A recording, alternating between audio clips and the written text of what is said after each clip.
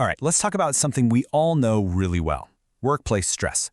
But today, we're going to look at it from a completely different angle.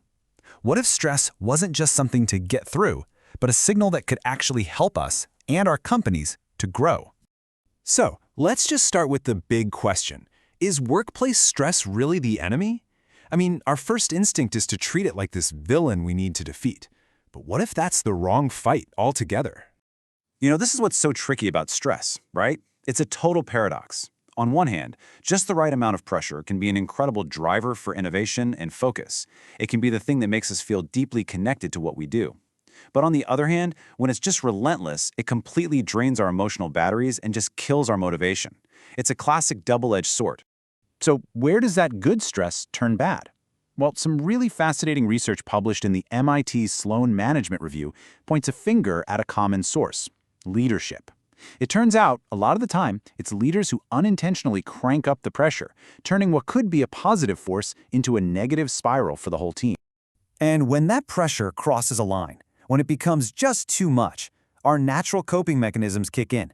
The problem is, in a workplace, they tend to show up in two really destructive ways that can absolutely poison a team's culture. Let's break these down. First up, you've got the attack mode. This is the person who becomes obsessed with results, maybe a perfectionist, super competitive. Now, on the surface, that might look like high performance, but it completely erodes collaboration. And then you have the total opposite, blockage mode. This is withdrawal. People just go silent. They detach. They isolate themselves. Both of these reactions, one super aggressive, one totally passive, end up destroying trust and tanking the quality of everyone's work. Okay, that sounds pretty bleak, right? But here's the good news. It doesn't have to be this way. That same MIT research shows that leaders can actively steer the ship in a different direction. They can guide their people out of those negative zones and into a place of high functionality, where pressure actually brings out the best in everybody. So how do they do it? Let's see how. The research points to 3 core practices. First, and this one's huge, leaders have to lead by example. They've got to manage their own reactions through self-awareness and self-care. Second, they need to help the whole team stay in that productive zone. That means making communication crystal clear and fixing the real structural problems, like crazy deadlines. And third, they have to cultivate empathy. Really create an environment of trust where people feel heard and supported. That's what turns stress from a problem that divides people into a force that brings them together. So these leadership practices are absolutely the foundation. But what if we could take this a step further? What if we could build this way of thinking right into the structure of a company?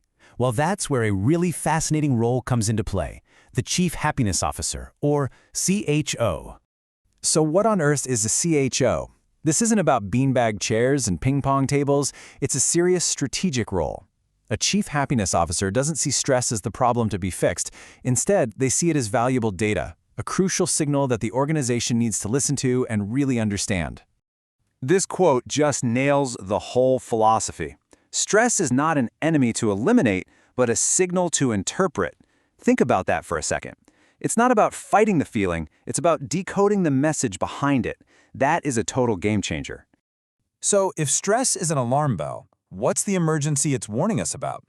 A CHO is trained to hear that alarm and recognize that it's pointing to one of 3 fundamental, unmet needs inside the organization. And here's the heart of it. Widespread stress is usually a symptom of a deeper need for clarity. People don't know what's expected of them. Or a need for reconnection. People feel isolated from their teammates and their leaders. Or, and this is a big one, a need for meaning. They've lost that why behind their work. A CHO works to solve these root causes, not just the surface-level stress. When you put all this research together, it points to this really powerful reframing of how we think about work and pressure. It's about shifting away from this defensive mode of just managing stress and moving towards a proactive one of actually growing from it. And that leaves us with a final, really vital question to think about for our own workplaces. What can we do, starting today, to make sure our teams don't just manage pressure, but actually grow from it? Because just asking that question, that's the first step toward building a culture where stress isn't a threat, but an opportunity to become stronger, more connected, and a whole lot more purposeful.